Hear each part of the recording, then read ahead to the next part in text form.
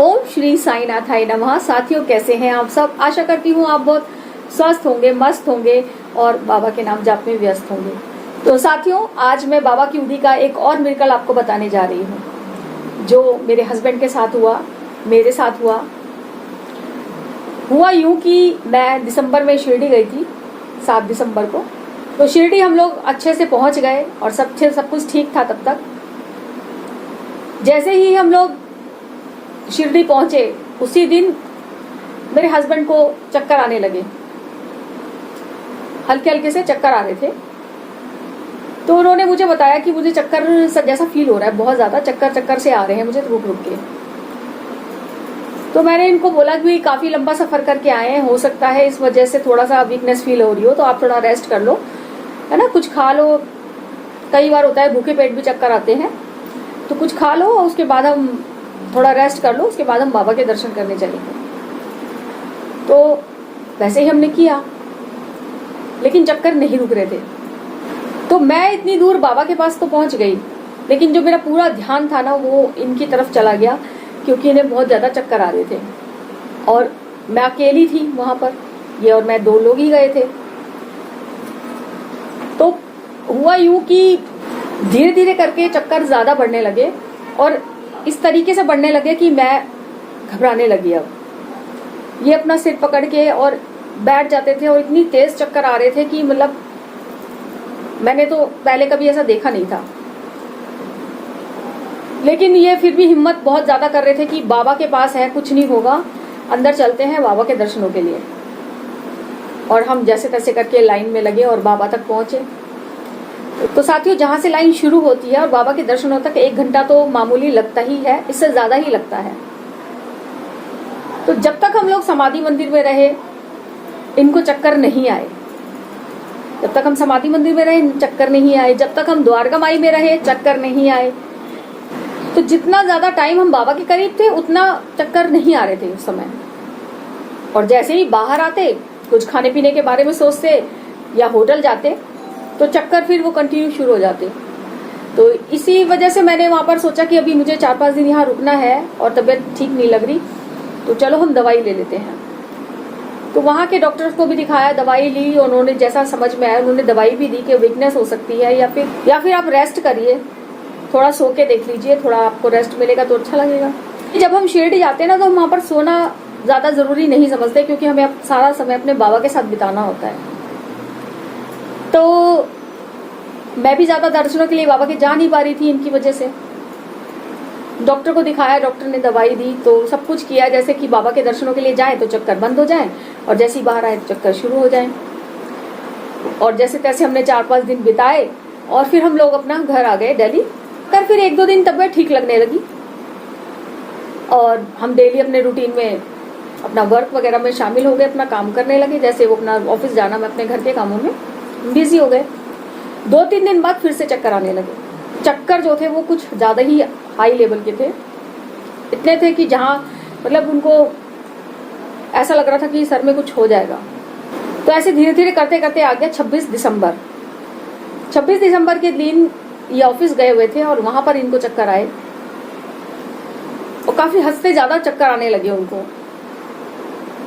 तो ऑफिस से फोन आया कि इनकी तबीयत ठीक नहीं है, आप इनको लेकर जाओ। मैं उनको लेने गई और हमने डॉक्टर के पास ही चले गए और डॉक्टर ने इनका बीपी चेक किया। तो बीपी इनका इतना हाई था ऊपर का 170 और नीचे का 114। डॉक्टर ने हमसे कहा कि इन्हें इमरजेंसी अभी की अभी सीधा हॉस्पिटल लेके जाओ, क्योंकि ये थोड़ा डेंजर जोन में है। मैं घबरा गई बाबा की, हालांकि उनके पास उदी रहती है, लेकिन हमें ध्यान ही नहीं आया कि हमें करना क्या है। हम एकदम से, मैं इतना ज्यादा घबरा गई कि अच्छा खासा ठीक ठाक दिख रहे हैं, खाली चक्कर आ रहे हैं, और डॉक्टर ने कहा है कि इनको मतलब इमरजेंसी में फटाफट लेकर जाओ, जितना जल्दी हो जाए। इनका बीपी बहुत ज्यादा हाई है, चक्कर इनको उसी वजह से आ रहे हैं। हालांकि उनको कोई बीपी की प्रॉब्लम नहीं है, कोई भी फिजिकल कोई दिक्कत उनको कुछ भी नहीं है। अगर ऐसा होता तो हम शायद पहले भी चेक करा लेते, लेकिन ऐसा कभी कुछ हुआ ही नहीं। हम लोग यही सोच रहे थे कि शायद आई साइड वगैरह वीक होती है, कई बार उससे भी चक्कर आ जाता है, या फिर हम लोग कई बार सही तरीके से सो नहीं पाते, तो सर की पोजीशन सही नहीं होती, हो सकता है इस वजह से चक्कर आ रहे हो। तो ये सब नहीं निकला बीपी की प्रॉब्लम, और मैं सीधा हॉस्पिटल ले गई और वहाँ उनका ट्रीटमेंट हुआ। उनको कई तरह से इंजेक्शन वगैरह देकर उनको कंट्रोल में किया गया, और वहाँ से हमें 2-3 दिन की दवाइयाँ लेकर भेज दिया कि आप 3 दिन ये दवाइयाँ लीजिए और उसके बाद चेक कराइए, अगर होता है तो फिर उसका ट्रीटमेंट होगा। अब मेरा तो दिल इतना घबरा रहा था कि मुझे ये डॉक्टर, ये दवाइयाँ, ये हॉस्पिटलों से मैं बहुत ज़्यादा घबराती हूँ। मुझे बिल्कुल भी मतलब बहुत इसमें मेरी बिल्कुल हिम्मत जवाब दे जाती है। अगर मुझे खुद को कुछ होता है ना तो मैं बहुत ज़्यादा, जब मुझे बिल्कुल लगता है ना कि मेरी तबीयत बहुत ज़्यादा बिगड़ रही है, तभी मैं डॉक्टर के पास जाती हूँ। नहीं तो मुझे जब से मेरे बाबा मिले हैं, यही डॉक्टर है मेरे, तो मुझे कहीं जाने की ज़रूरत ही नहीं पड़ती है, मुझे कहीं जाने ही नहीं देते, ऐसी कृपा है मेरे साईं की। तो जब उन्होंने दवाइयाँ देकर दे दी तो मैंने सीधा दवाइयाँ लाकर ना बाबा के सामने रख दी। मैंने कहा साईं बाबा, मैं नहीं चाहती ये दवाइयाँ स्टार्ट हो, और जो ये प्रॉब्लम हुई है ना ये आपकी शिरडी में हुई थी, तो आपने बाबा वहाँ पे क्यों नहीं इसको ख़त्म किया प्रॉब्लम को। जब मैं आपके पास थी तो बाबा क्यों हो गई स्टार्ट ये। मैंने बाबा के पास दवाइयाँ रख दी और मैंने कहा बाबा मैं कुछ नहीं जानती, प्लीज़ मेरे पति की रक्षा करिए और ये दवाइयाँ जो हैं वो चालू ना हो, मैं सिर्फ और सिर्फ आपकी उदी पर ही उनको ठीक करूँगी, क्योंकि मेरे बाबा की उदी है। मुझे इन दवाइयों पे कोई भरोसा नहीं है, मुझे मेरे बाबा की उदी पे भरोसा है। तो जिस दिन से दवाइयाँ स्टार्ट हुई उस दिन से वो, वैसे भी हम लोग तो पानी में घोलकर बाबा की उदी लेते हैं, ये हमारा डेली का नियम है। और हस्बैंड ने वो 2 टाइम कर दी। जब वो दवाइयाँ लेते थे बाबा की उदी, उससे पहले पानी का ग्लास लेके बाबा की उदी मंत्रों का अपना बाबा का जाप करके उदी के साथ वो उस पानी को लेते थे। और साथ के साथ उन्होंने 2 दिन दवाइयाँ भी खाई। 3 दिन की दवाई दी थी लेकिन उन्होंने 2 दिन खाई। लेकिन साथियों, जैसे वो पूरा टाइम जब वो दवाई नहीं लेते थे तो चक्कर नहीं आते थे, और जब वो दवाई लेते थे तो चक्कर फिर स्टार्ट हो जाते थे। अब मैं घबरा गई हूं कि दवाई से ठीक होने की बजाय चक्कर क्यों आ रहे हैं। डॉक्टर ने कहा था कि 2-3 दिन तक आप बीपी को ना चेक कराते रहना, अगर इसमें सुधार होता है तो अच्छी बात है, नहीं होता है तो फिर आपको ये दवाइयाँ जो है अब रेगुलर स्टार्ट करनी पड़ेंगी, और लाइफ टाइम ये दवाइयाँ चलती हैं बीपी की।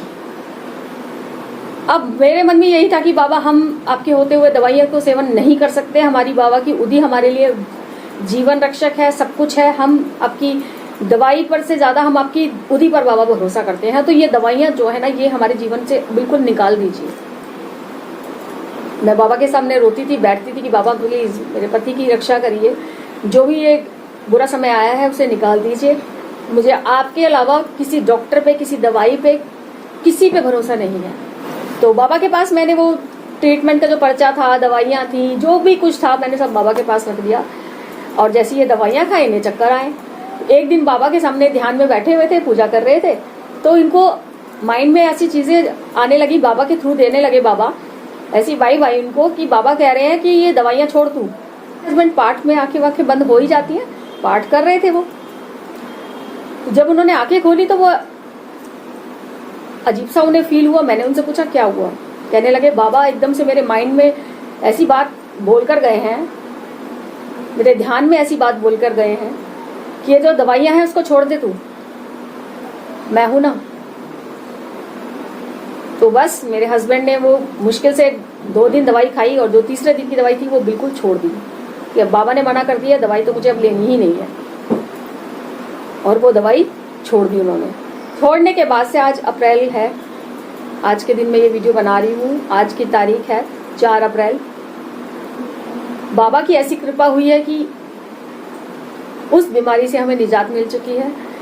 कोई चक्कर, कोई घबराहट, कोई कुछ नहीं है। उन्हें बाबा की ऐसी कृपा है हम पर। उदी का सेवन हम रेगुलर करते हैं और करते रहेंगे जब तक हमारी सांस है। वो दवाइयाँ बिल्कुल एक मतलब बीपी की जो मेन दवाई होती है स्टार्ट करने वाली, वो दवाई बिल्कुल स्टार्ट नहीं हुई। और इवन जो उन्होंने 3 दिन का एक कोर्स टाइप की दी थी वो भी बाबा ने मना करवा दी। और बाबा पे मेरे को वैसे भी पूरा अटल विश्वास है कि मेरे बाबा के होते हुए हमारा कभी कोई बुरा नहीं कर सकता। वो कुछ भी हो, कोई इंसान हो, कोई बीमारी हो, कुछ भी हो, हमारा कभी बुरा नहीं होगा हमारे साईं के होते हुए। तो हम है ही साईं की छत्र छाया में। जब हमारा ऐसा विश्वास है तो बाबा को भी तो ये है ना कि मेरे बच्चे मुझ पर इतना विश्वास करते हैं तो मैं उनका बुरा होने नहीं दे सकता। बाबा ने कहा है कि मुझ पे रखना दृढ़ विश्वास। तो साईं पे विश्वास हमारा अटल था, इसी वजह से हमें वो सुख मिला, हमें वो दवाइयाँ नहीं स्टार्ट हुई। और जो 2-3 दिन हम लोग बीपी चेक कराने गए, बीपी एकदम नॉर्मल था, बिल्कुल नॉर्मल। तो साईं की कृपा जैसे मुझ पे हुई सब भक्तों पे हो बाबा, सभी को अच्छा स्वास्थ्य दे साईं। और ऐसे मिरेकल्स उदी के बहुत सारे मेरी लाइफ में होते रहते हैं, हुए भी हैं। तो जैसे जैसे मुझे याद आते हैं, जैसे जैसे मुझे ध्यान आता है, क्योंकि बाबा ने इतनी मेरे पे मेहर कर रखी है, इतनी मेहर कर रखी है कि बाबा की वो मेहरबानियां मैं कितना याद रखूंगी। बाबा ने इतनी मेहरबानी कर रखी है कि 1 हो, 2 हो, 4 हो तो मैं बता भी सकूं। अनगिनत है बाबा की मेरे ऊपर कृपा। तो जब बाबा की कृपा मैं याद करती हूँ ना तो मैं भावुक हो जाती हूँ, मेरी आंखें भर आती हैं साईं का प्यार देखकर। बस बाबा से मैं यही प्रार्थना करती हूँ कि साईं बाबा जो जो भी आपको मानता है उन सभी पर अपनी कृपा रखना बाबा। बस साईं पर विश्वास करना, दुनिया पे विश्वास मत करना। दुनिया कभी आपका साथ नहीं देगी। जो साईं कर सकते हैं वो नहीं कर सकते। जब आप साईं को मानने लगते हैं ना तो कभी भी आपके घर में अन्न की, वस्त्र की आपको कोई चिंता करने की जरूरत नहीं है। उसका सारा इंतजाम साईं खुद करते हैं। आपको कभी भूखा नहीं रहने देंगे, आपको कभी कपड़ों की कोई कमी नहीं रहने देंगे साईं। कभी आपको आर्थिक रूप से कमजोर नहीं होने देंगे साईं। बाबा आपको हमेशा अपने चरणों से, अगर आप बाबा के चरणों में लिपट के रहेंगे ना तो बाबा भी मजबूर होंगे अपना हाथ आपके सिर पर रखने के लिए। मेरे घर के तो बाबा ही सब कुछ हैं। और जीते जी हम, जब तक हमारे तन में सांस चल रही है, हम साईं साईं जपते रहेंगे, साईं के, हमेशा साईं के रहेंगे, बाबा के रहेंगे। तो साईं भक्तों, कैसी लगी आज की लीला आपको बाबा की उदी की जुड़ी हुई? आप ज़रूर कमेंट सेक्शन में बताइएगा और मुझे आपके कमेंट का इंतज़ार रहता है। मैं सभी के कमेंट पढ़ती हूँ और कोशिश करती हूँ कि बाबा की लीलाओं को घर घर तक पहुँचे ये। लेकिन बहुत सारे लोग ऐसे हैं जो सब्सक्राइब किए बिना ही वीडियोस देखते हैं। तो अगर आप सब्सक्राइब कर लेंगे तो वो फ्री ऑफ कॉस्ट है, उसमें कोई पैसा नहीं लगता है। और अगर आप बाबा से रिलेटेड अच्छी अच्छी वीडियोस चाहते हैं तो उसको आप सब्सक्राइब करिए, उसको बेल नोटिफिकेशन को हिट करिए ताकि आप तक बाबा की वीडियोस पहुंच सकें। क्योंकि बिना सब्सक्राइब करे हो सकता है कोई वीडियो आपसे मिस हो जाए, लेकिन जब सब्सक्राइब रहता है तो उसका मैसेज आपके फ़ोन पर पहुंचता है। और मेरा चैनल तो नहीं है ये, मेरे बाबा का ही चैनल है। मेरी तो कोई औकात नहीं कि मैं बाबा की कोई बात कर सकूं। बाबा की आज्ञा होती है जब भी हम कुछ कर पाते हैं। तो बस मेरा एक ही मोटिव है कि बाबा का नाम जो है वो घर घर तक पहुंचे। मेरी वीडियोस जो देखे उसे कुछ मोटिवेशन हो, बाबा से जुड़े वो, और अगर जो नए जुड़े हैं उनका विश्वास बाबा में हो, बस यही चाहती हूँ मैं। बाकी साईं की लीला, साईं आपके साथ कुछ लीला करते हैं, कुछ अनुभव करते हैं तो देखिए उनको बताना चाहिए। जब हमारे साईं हमारे साथ कुछ लीला करते हैं, हम कुछ चमत्कार करते हैं, जिसे हम चमत्कार कहते हैं, बाबा की लीला को तो हम चमत्कार कहते हैं, तो उसे ज़रूर शेयर करना चाहिए। और बहुत सारी ऐसी लीलाएं हैं जिनके बारे में मुझे आपसे बात करनी है। तो आज है गुरुवार, आप सभी को मेरी तरफ से हैप्पी थर्सडे, शुभ गुरुवार। आप साईं से जुड़े रहिए, अच्छे अच्छे कर्म करिए और फल की चिंता बिल्कुल मत करिए, वो हमारे साईं करेंगे। अगर आप अच्छा करेंगे तो अच्छा मिलेगा, आप जैसा करेंगे वैसा मिलेगा। तो बस आज तक जो भटक रहे थे हम, जो हमें रास्ता नहीं मिल रहा था जीने का, वो हमें हमारे बाबा के पास जाकर ख़त्म हो जाता है। हमें अपने बाबा के कहे अनुसार चलना है। बाबा के जो आदर्श हैं, बाबा जो चाहते हैं कि मेरा भक्त रहे ऐसा, हमें उन पर चलना है। तो चलिए साईं भक्तों, वीडियो अच्छी लगी है तो लाइक ज़रूर करिएगा और ओम साई राम की हाजिरी तो कमेंट में ज़रूर लगाइएगा। मिलते हैं फिर दूसरी वीडियो में, तब तक ओम साई राम, जय साई राम।